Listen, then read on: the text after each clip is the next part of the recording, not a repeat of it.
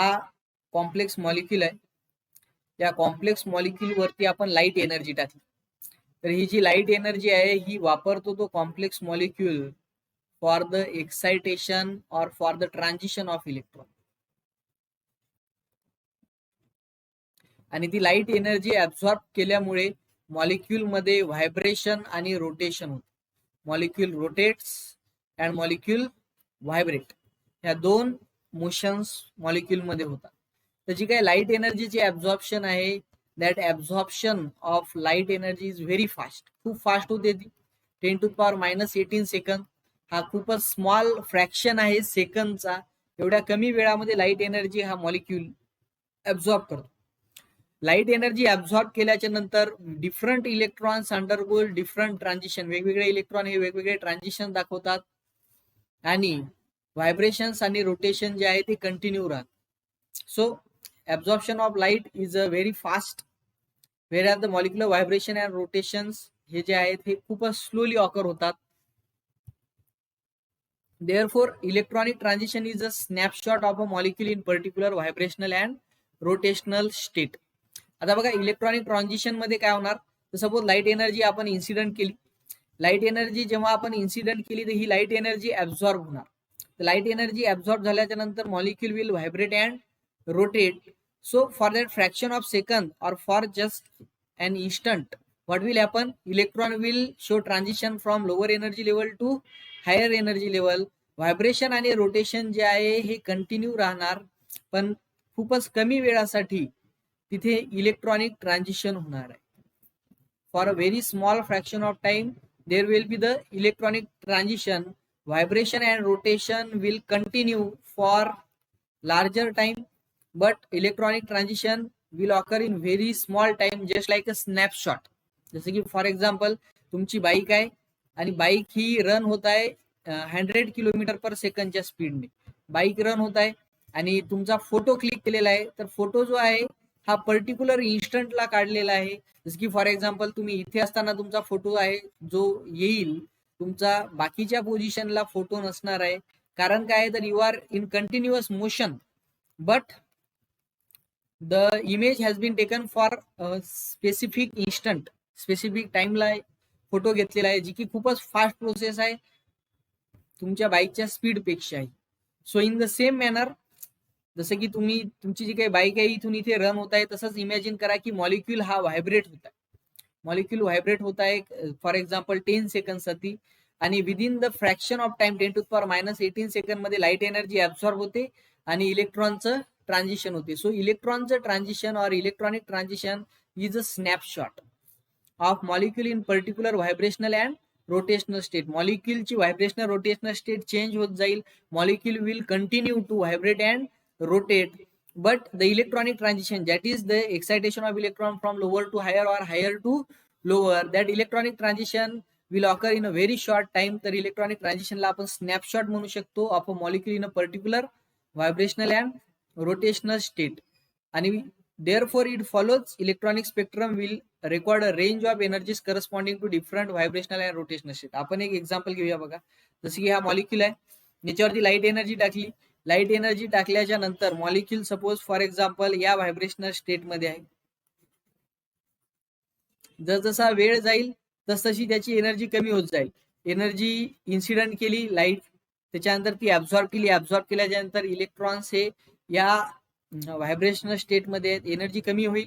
काही वेळाच्या नंतर व्हॉट विल हॅपन, एनर्जी कमी झाल्याच्या नंतर या स्टेटमध्ये येईल, त्याच्यानंतर या स्टेटमध्ये येईल, या स्टेटमध्ये येईल, या स्टेटमध्ये येईल. आणि प्रत्येक वेळेस जेव्हा तो लोअर एनर्जी मध्ये येईल, it will emit energy.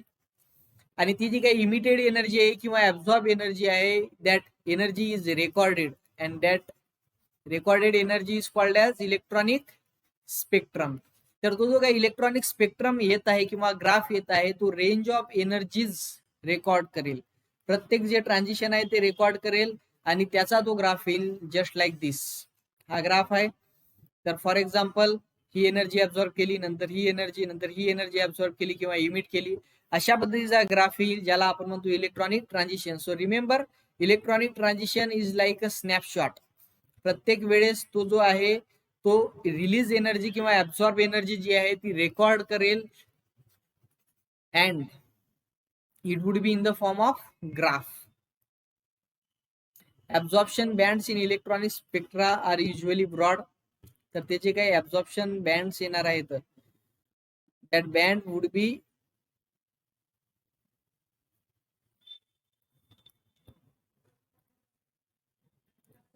usually broad.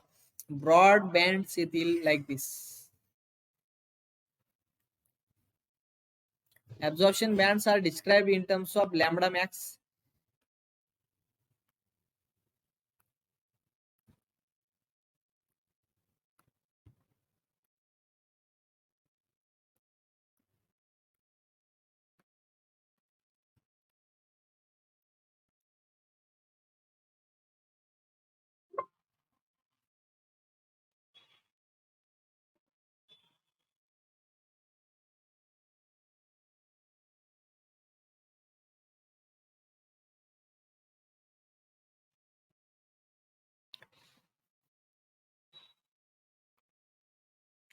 So the absorption bands are described in terms of lambda max.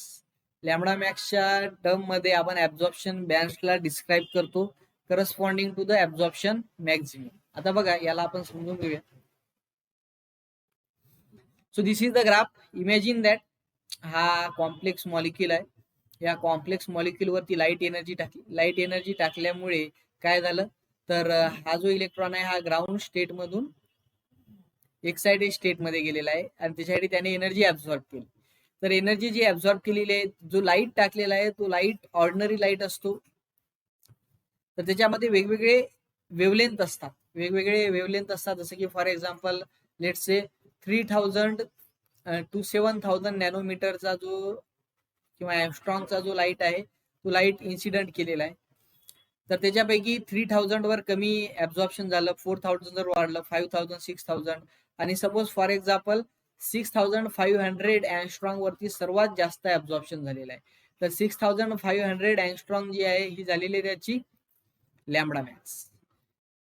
So what is the lambda max? अशी वेवलेंथ लाईटची ज्याच्यावरती कॉम्प्लेक्सने सर्वात जास्त ऍब्झॉर्बन्स दाखवलं, सर्वात जास्त लाईट तो ऍब्झॉर्ब झाला, त्या वेवलेंथला आपण म्हणणार lambda max. So it is also called as the absorption maximum. So lambda maximum will correspond to the absorption maximum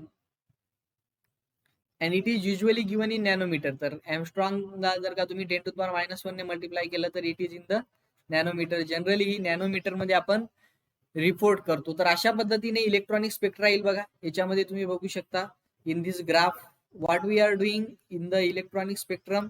electronic spectrum मध्ये आपण प्लॉट करत आहे इन्सिडेंट लाईटची वेवलेंथ अगेन्स्ट कॉम्प्लेक्स जो लाईट एनर्जी ऍब्झॉर्ब करत आहे ऍज अन ऍब्झॉर्बन्स. तर जेव्हा ऍब्झॉर्बन्स सर्वात मॅक्झिमम असेल त्या वेवलेंथला आपण लॅम्बडा मॅक्स म्हटलेलं आहे. मॅक्झिमम वेवलेंथ असं त्याला नाव दिलेलं आहे. And this is peak which correspond to the transition of electron. इलेक्ट्रॉनचं ट्रान्झिशन झालेलं आहे हे या पीक वरून आपल्याला कळते आणि या ग्राफ वरून आपण मॉलिक्युलचं स्ट्रक्चर आणि बॉन्डिंगला एक्सप्लेन करू शकतो किंवा को रिलेट करू शकतो. बघा, to select the allowed and forbidden transition there are certain rules आणि त्या रूल्सला आपण म्हणतो सिलेक्शन रूल. सिलेक्शन रूल आपल्याला सांगणार की ट्रान्झिशन जे आहे हे अलाउड आहे किंवा forbidden. So it is very easy. There are 2 set of rules जे की आपण बघणार आहे. त्यानंतर अलाउड ट्रान्झिशन जे आहेत यांच्यामध्ये ऍब्झॉर्बन्स हे खूप जास्त असतं. In the allowed transition there is a high intensity of molar extinction coefficient आणि जर का फॉरबिडन ट्रान्झिशन असेल तर there is a very low intensity of molar extinction coefficient. Molar extinction coefficient is what? तर it is nothing but indicates how intense and absorption is. किती जास्त wavelength किंवा किती जास्त लाईट एनर्जी ऍब्झॉर्ब केलेली आहे हे आपल्याला सांगते मोलार एक्सटिंक्शन कोइफिशियंट. जर मोलार एक्सटिंक्शन कोइफिशियंट जास्त असेल तर रिमेंबर ऍब्झॉर्प्शन हे खूप स्ट्रॉंग झालेलं आहे, खूप जास्त लाईट एनर्जी ऍब्झॉर्ब केलेली आहे and it is related to the absorbance maximum through a equation. एक इक्वेशन आहे ज्याच्या मदतीने आपण त्याला एक्सप्लेन करू शकतो. जे अलाउड ट्रान्झिशन असेल जसं की for example selection rules follow करत आहे तो लॅपोर्टे सिलेक्शन रूल आणि स्पिन सिलेक्शन रूल जो आहे दोन्ही फॉलो करत आहे तर ते अलाउड ट्रान्झिशन आहे. आणि असं जे ट्रान्झिशन आहे ते खूप जास्त एनर्जी, लाईट एनर्जी ऍब्झॉर्ब करते आणि खूप हाय इंटेन्सिटीचा पीक येतो आणि त्याची जी काही व्हॅल्यू आहे मोलार एक्सटिंक्शन कोइफिशियंटची खूप जास्त येते. पण तो जर का फॉरबिडन ट्रान्झिशन असेल, if the transition is forbidden, तर value of molar extinction coefficient किंवा ऍब्झॉर्बन्स ही खूपच कमी राहणार. ऍब्झॉर्बन्सची व्हॅल्यू जी आहे जर फॉरबिडन ट्रान्झिशन तर व्हेरी लो व्हॅल्यू, आणि जर अलाउड ट्रान्झिशन असेल तर व्हेरी हाय व्हॅल्यू येणार. What is the relation between the molar extinction coefficient and absorption maximum? There is a direct relation, direct correlation between them. Let us see how. This is the relation. जे काही molar coefficient किंवा molar extinction coefficient आहे, it is directly related to the epsilon max और sorry absorbance maximum.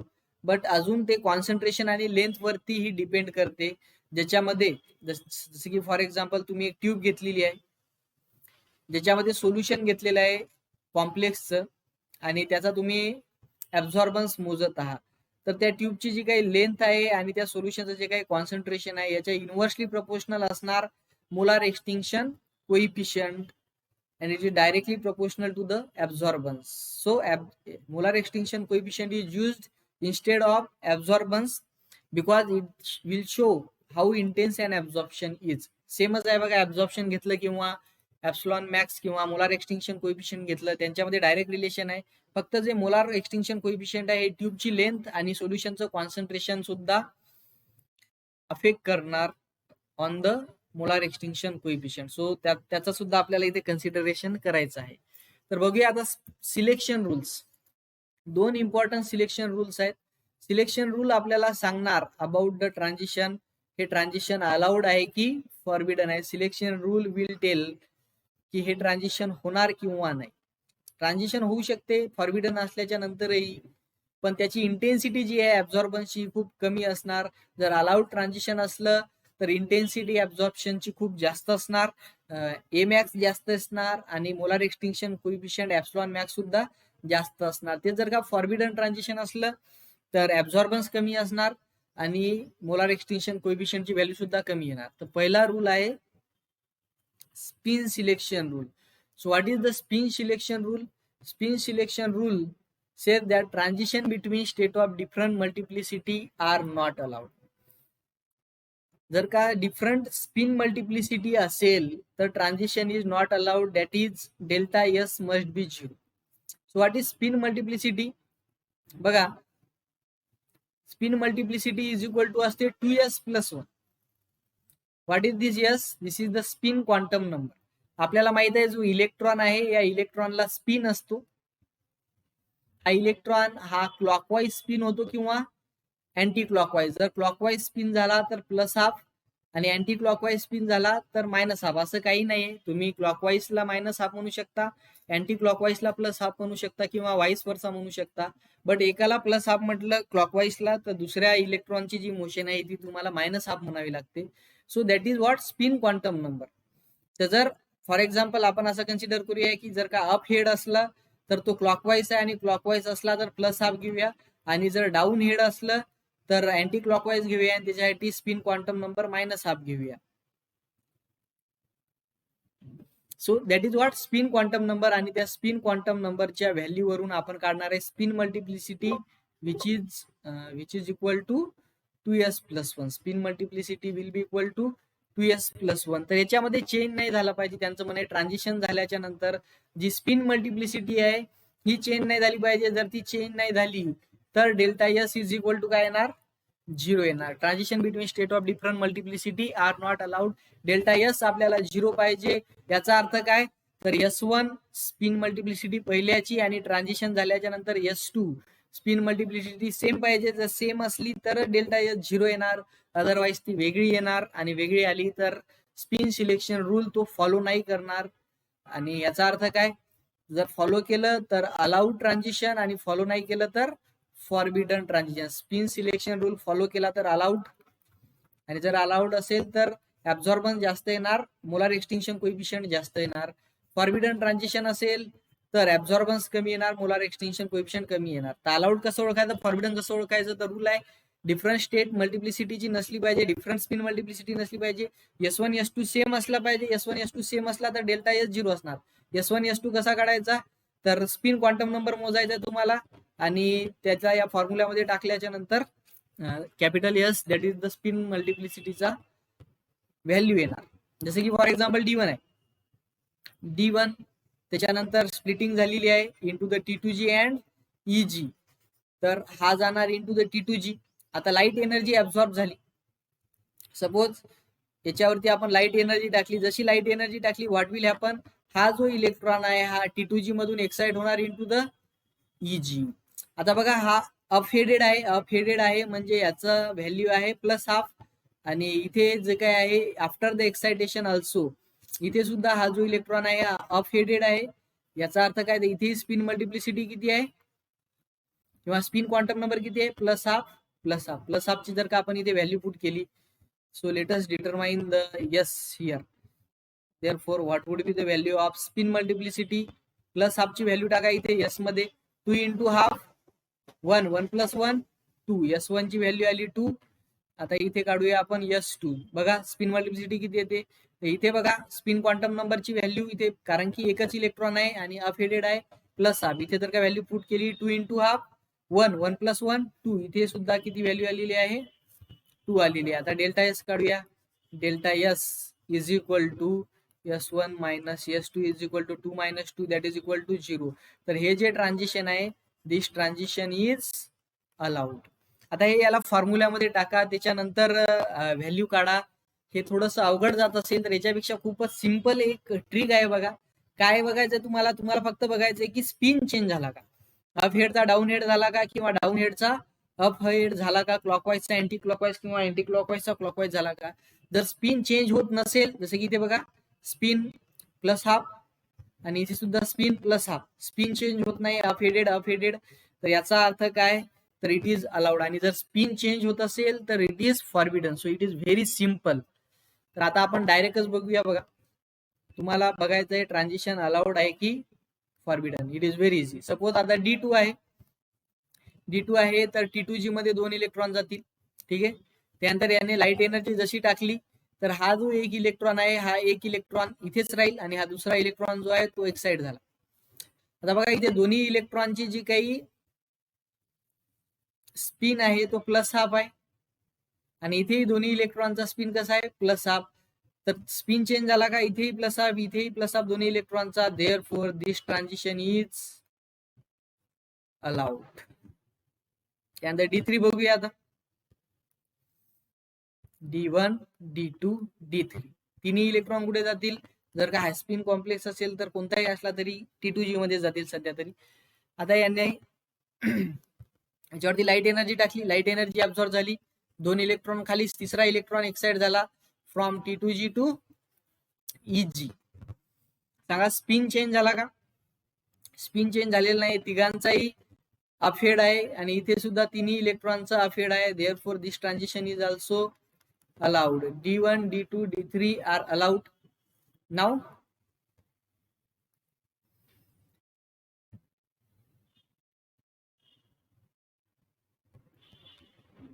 d orbital पाहिजे.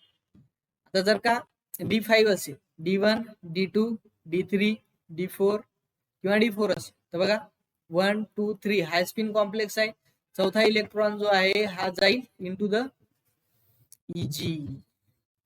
आता आपल्याला electron excite करायचं आहे. ओके, तर आता जर इलेक्ट्रॉन एक्साइट करायचं असेल तर याच्यावरती लाईट एनर्जी टाकली, हा जो इलेक्ट्रॉन आहे सपोज हा एक्साइट होत असेल, जे खाली ऑर्बिटल असेल तर त्या खाली ऑर्बिटल मध्ये इलेक्ट्रॉन जाईल. एम्प्टी ऑर्बिटल आहे का, वर आहे एक, तर हा इलेक्ट्रॉन इथून इथे एक्साइट होईल विथ द सेम स्पिन. इथे चारही इलेक्ट्रॉनचा जो स्पिन आहे हा आहे अपहेड आणि इथे चारही इलेक्ट्रॉनचा जो स्पिन आहे तो आहे अपहेड. आणि कारण की अपहेड आहे, स्पिन चेंज नाही झाला, स्पिन चेंज नाही झाला, तर हेही ट्रान्झिशन असणार अलाउड.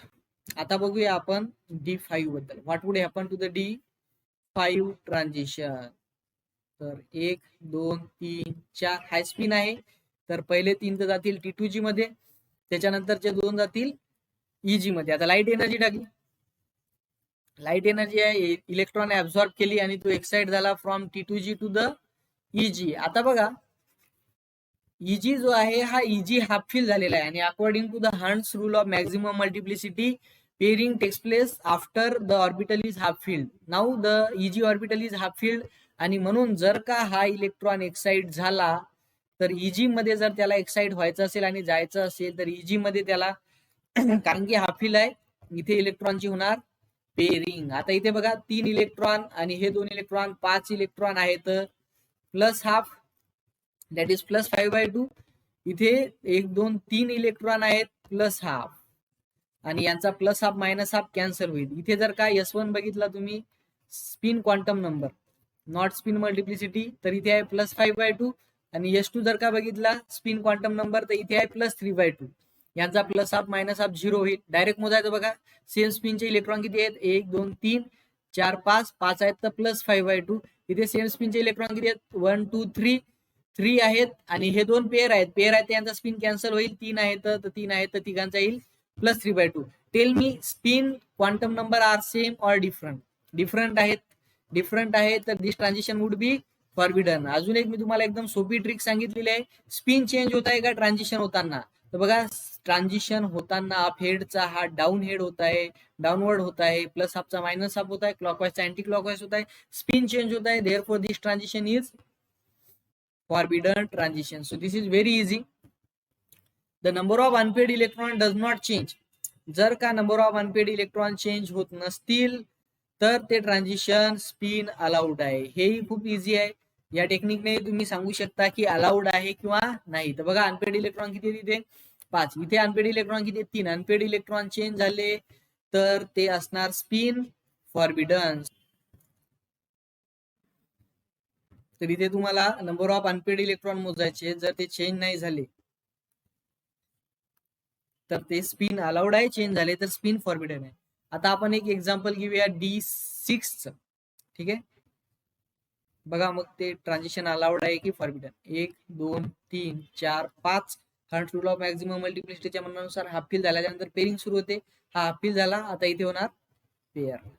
हाय स्पिन कॉम्प्लेक्स आहे तर अशा पद्धतीने आपल्याला इलेक्ट्रॉन भरायचे आहेत 1 2 3 हाय स्पिन असल्यामुळे EG मध्ये जाणार आता 4 5 आता पुन्हा D2G मध्ये जाणार पण कारण की हाफ फिल झालेला आहे आता इलेक्ट्रॉन होणार इलेक्ट्रॉन पेअर होणार. आता जर आपण इथे लाईट एनर्जी टाकली अशा पद्धतीने तर लाईट एनर्जी टाकल्याच्या नंतर इथे हा जो इलेक्ट्रॉन आहे याचा स्पिन आहे डाऊनवर्ड तर याला करायचं आपल्याला एक्साइट. इथे हाफ फील्ड आहे तर इथे पेअर जो होणार इलेक्ट्रॉन तोही अशा पद्धतीने होणार. आता बघा नंबर ऑफ अनपेड इलेक्ट्रॉन मोजा 1 2 3 4 इथे अनपेड इलेक्ट्रॉन मोजा 1 2 3 4 number of unpaired electron change नाही झाले याचा earth this is spin allowed. And remember if transition is allowed epsilon max आणि ऍब्झॉर्प्शन मॅक्झिमम हे येणार खूप जास्त इंटेन्स ऍब्झॉर्प्शन येणार. व्हॅल्यू जी आहे ही हाय येणार if the transition is allowed आणि जर फॉरबिडन असेल तर यांच्या व्हॅल्यू ह्या कमी येणार. तर याच्यामध्ये अजून सांगितलेले singlet to singlet and triplet transitions triplet to triplet are allowed whereas जर का ट्रिपलेट टू सिंगलेट असेल किंवा सिंगलेट टू ट्रिपलेट असेल तर they are forbidden. These are the states. Singlet and triplet are the states. तर जर same state असेल तर ते अलाउड आहे आणि जर डिफरंट स्टेट्स असतील तर they R not allowed. But in practice spin forbidden transition may be observe पण त्याचं जे काही ऍब्झॉर्बेशन मॅक्झिमम आहे किंवा एप्सिलॉन मॅक्स आहे हा खूपच लो असतो. व्हेरी वीक ऍब्झॉर्प्शन होणार. तर इथे आपण एक एक्झाम्पल घेऊया. आता तुम्हाला सांगायचं आहे हे ट्रान्झिशन्स अलाउड आहेत किंवा फॉरबिडन. तर जर का आपण घेतला व्हॅनेडियम H2O/6+2 बघा इन व्हॅनेडियम H2O/6+2 सर्वात पहिले तर आपल्याला इलेक्ट्रॉनिक कॉन्फिगरेशन काढावं लागेल. Scandium titanium vanadium atomic number 23 electronic configuration 3d3 4s 2 oxidation state बघा किती आहे, वॉटर न्यूट्रल लिगँड आहे, ऑक्सिडेशन स्टेट आलेली आहे, +2 2 इलेक्ट्रॉन काढून टाका, येणार 3d3. आता आपण या व्हॅनेडियम +3 चं इलेक्ट्रॉनिक कॉन्फिगरेशन लिहूया 3d3. ओके, तर 3d3 आहे, 3 इलेक्ट्रॉन टाकायचे आहेत, 1.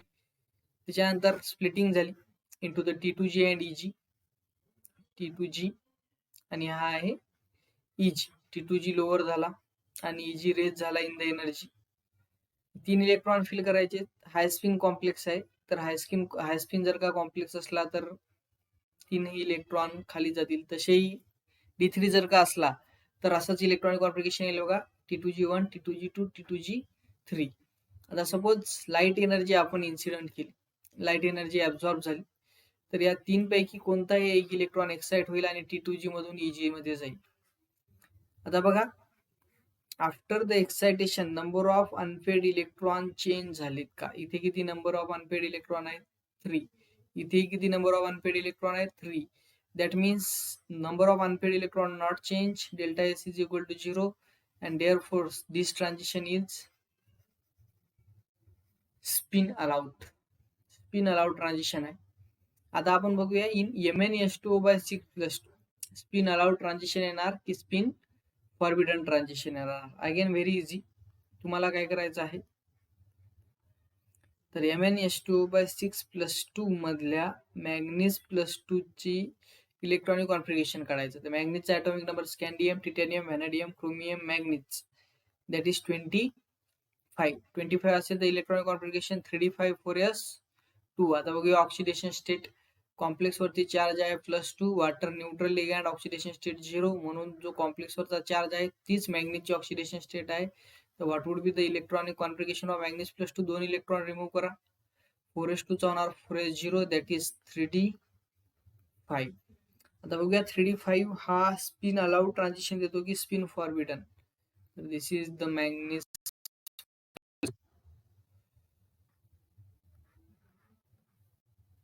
1 2 3 4 and 5, 3d5. आता आपल्याला याची करायची आहे splitting into the T2G and Eg. T2G 3 sets of orbital, Eg 2 set of orbital. आता 5 इलेक्ट्रॉन टाकायचे आहेत. हा हाय स्पिन कॉम्प्लेक्स आहे, कारण की हा हाय स्पिन कॉम्प्लेक्स आहे. हाय स्पिन लो स्पिन आपल्याला जे काही CFT शिकलेले आहे त्याच्यावरून कळते की हा हाय स्पिन कॉम्प्लेक्स आहे, कारण की हाय स्पिन कॉम्प्लेक्स आहे. 5 इलेक्ट्रॉन फिल करायचे पहिले T2G मध्ये. आता खाली पेअर नाही करायचे कारण की हाय स्पिन कॉम्प्लेक्स आहे, Eg मध्ये इलेक्ट्रॉन जातील D5. सपोज लाईट एनर्जी टाकली, लाईट एनर्जी जो आहे हे इलेक्ट्रॉन्स ऍब्झॉर्ब करतील आणि हे जातील लोअर एनर्जी मधून हायर एनर्जी मध्ये. आता बघा खूपच जबरदस्त गोष्ट, हे 2. आता तिसरा इलेक्ट्रॉन जो एक्साइट होत आहे त्याला वर जायचं आहे आणि वर ऑलरेडी Eg ऑर्बिटल हे हाफ फील्ड आहेत. And according to the Pauli's exclusion principle, according to the Hund's rule of maximum multiplicity, जर ऑर्बिटल हाफ फील्ड असेल तर त्याच्यानंतरचे जे इलेक्ट्रॉन्स आहेत ते पेअर होतील. तर हा ऑर्बिटल हाफ फील्ड आहे, हा जो इलेक्ट्रॉन आहे हा जेव्हा एक्साइट होऊन वर जाईल तो इथे पेअर होईल अशा पद्धतीने. आता मोजा नंबर ऑफ अनपेड इलेक्ट्रॉन किती आहेत? हे 2 तर पेअर आहेत, 1 2 3. नंबर ऑफ अनपेड इलेक्ट्रॉन आहे 3, आणि इथे जर का बघितलं तर नंबर ऑफ अनपेड इलेक्ट्रॉन आहेत 5. Number of unpaired electron change होत आहेत, delta S is not equal to 0, and therefore this transition is spin forbidden. हे ट्रान्झिशन जे आहे हे स्पिन फॉरबिडन ट्रान्झिशन असणार आहे. त्याच्यानंतर स्पिन फॉरबिडन ट्रान्झिशन असणार आहे. तर हे जे काही स्पिन सिलेक्शन रूल आहेत, स्पिन फॉरबिडन जरी असला तरीही ते ट्रान्झिशन होऊ शकते. It can be relax by the coupling off spin and orbital angular momentum. आणि ते जे रिलॅक्सेशन आहे हे कसं होणार, केव्हा होणार, याच्याबद्दल आपण नेक्स्ट लेक्चर मध्ये बघणार आहे.